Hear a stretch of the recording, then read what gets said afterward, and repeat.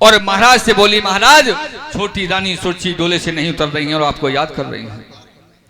आज दासी की इतनी बात सुनी महाराज उत्तानपाद आए। बोले, देवी क्या बात है, क्यों नहीं उतरना चाहती? बोले, महाराज जब तुम्हारे पास में एक रानी थी, जब एक तुम्हारी रानी थी तो मुझे व्यर्थ क्यों लाए हो, और ये भोग करने को काफी थी तो मुझे बाहर झोंकने लाए हो। जब घर में है रानी तो मुझे क्यों लेके आए हो? अब देखा सामने, अब एक ही काम करो, अब इतना ही एहसान करो, डोले को वापस करवा दो, तुम इसके साथ व्यवहार करो सैया, मुझे पीहर को पहुंचा दो, मेरा डोला वापस कर दो, मैं नहीं जाऊंगी। अब रानी सुनीति ने देखा कि मैं जिस नाटक की नटनी बनी थी वही नाटक टूटा जा रहा है। आई और आकर के आज छोटी बहन के पैर पकड़ लिए। बोले, बहन तू चाहे जो सजा दे मुझे, लेकिन वापस जाने की मत कर। तू मुझे जैसे चाहेगी मैं वैसे रह लूंगी, जैसे कहेगी मैं वैसे रह लूंगी, लेकिन इस घर को छोड़ करके मत जा। आओ अपने घर को देखो, मेरा तो एक सहारा है। मैं रानी नहीं टहलुनी हूं, ये सब धन धाम तुम्हारा है। मैं तो केवल एक दासी हूं, सारा राजपाट ये तेरा है, तू रुक जा। मैं तो केवल ऊपरी टहल में कर दूंगी, जब जैसी आज्ञा पाऊंगी तू 2 रोटी मोई पहना देती रही हो, मैं तेरो ही लला खिलाऊंगा। बूढ़ी बिल्ली भगतिन बन के चिड़ियाघर में रहना चाहती है। महाराज एक दिन ऐसा काम करेगी, या तो मेरे बेटे को जहर देकर के मार देगी, या तुम्हें जहर देकर मार देगी, क्योंकि बेटा नहीं हुआ इसके, तो इसे जलन नहीं होगी। महाराज उत्तानपाद खड़े खड़े रो रहे हैं, और रानी सुनीति भी रो रही है कि महाराज मेरे कारण आपको इतना कष्ट हुआ है, मैंने ही तुम्हें मजबूर किया था विवाह के लिए। पैर पकड़ लिए, बहन तू जैसे चाहेगी मैं वैसे रह लूंगी, लेकिन तू इस घर को छोड़ करके मत जा। हाथ जोड़े तो उसी समय पर कहा कि एक काम कर लेगी तो मैं रह सकती हूं। क्या काम कर लेगी? एक काम यह तू कर लेगी तो मैं रह सकती हूं। क्यों? महाराज सुनिए, आप उत्तानपाद से बोलिए कि एक घर में 2 रानियां नहीं रह सकती। क्यों?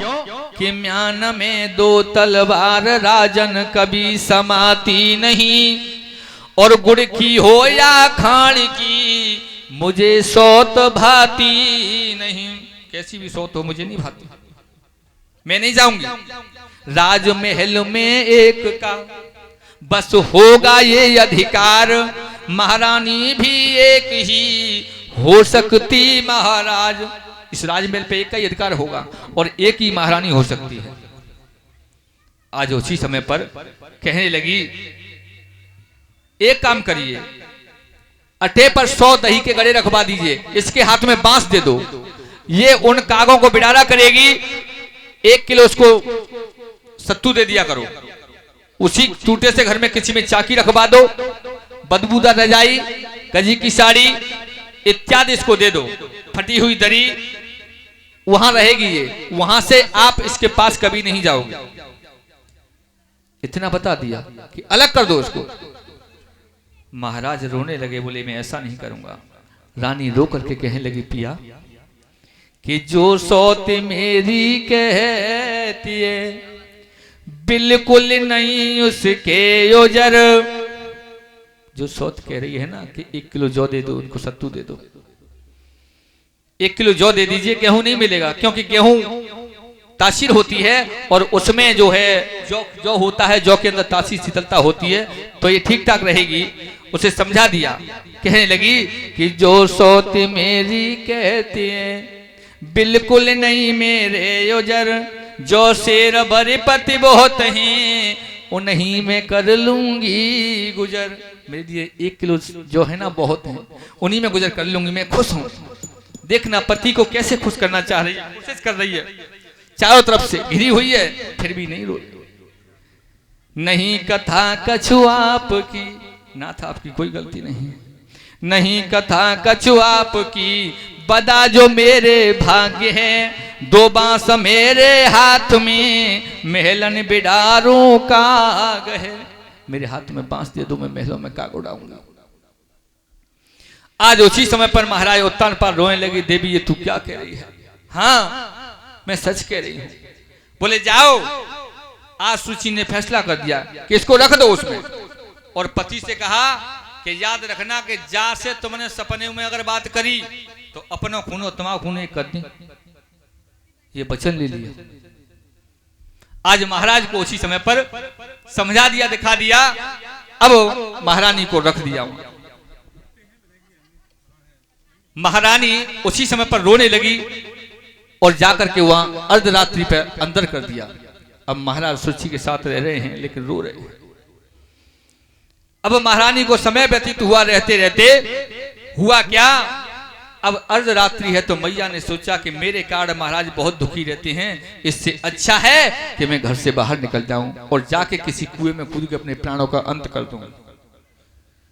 आज मैया दुख की मारी अर्धरात्रि है और प्रार्थना कर रही है कि नाथ मुझे क्षमा कर देना, मुझसे कोई भूल हो गई हो तो मुझे क्षमा कर देना। मैं जा रही हूं, अपनी आत्महत्या करूंगी, आपकी सेवा नहीं कर पाई हूं, मैं दूसरा जन्म रखूंगी, तब आके आपका पल्ला पकड़ूंगी, तब आपकी सेवा करूंगी।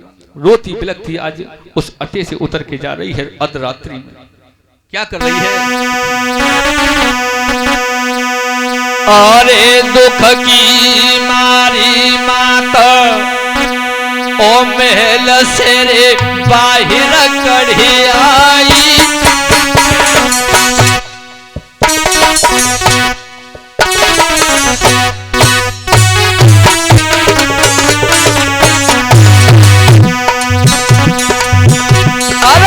दुख की मारी मात मेल से रे बाहर कढ़ी आई, जन मोना राज कुमार के दुखिया रही रे दुखिया आई, जन मोना राज कुमार के दुखिया रही रे दुखिया आई, जन मोना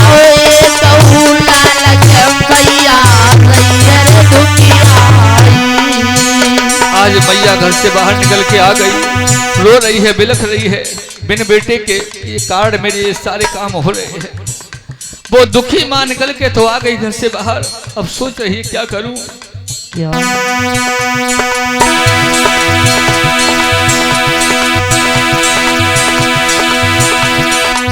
याद कर रही है अपने प्रीतम की। निकल के आई बाहर, अरे माता भाई जंगल मेरे ठाड़ी,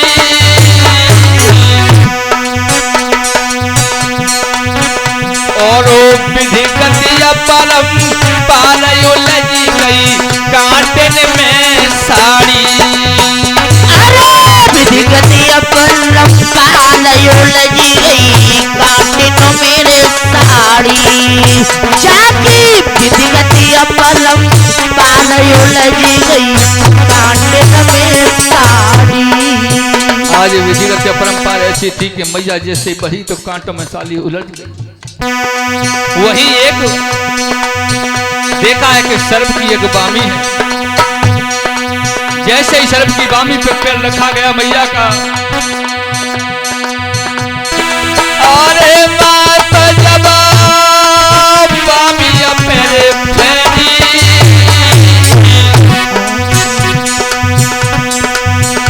बिच्छू निकले भैया बाल निकल के आई गयो रे जहनी, बिच्छू की भैया बाल निकल के आए गयो रे जहनी, बिच्छू की भैया बाल निकल के आए गयो रे जहनी। जैसे ही मैया के बामी पे पैर रखे गए और बामी पे पैर रखते ही जैसे ही पायल बिच्छुओं की आवाज हुई तो सर्प बाहर निकल के आ गया। और जैसे ही मैया ने सर्प को देखा मैया हंस गई, बोले हे सर्प देवता, अब मैं कहां जाके मरूंगी, तुम ही मेरे संकट को बांट लो। और क्या बोली, अरे सर्प मेरे संकट को रे बांटो,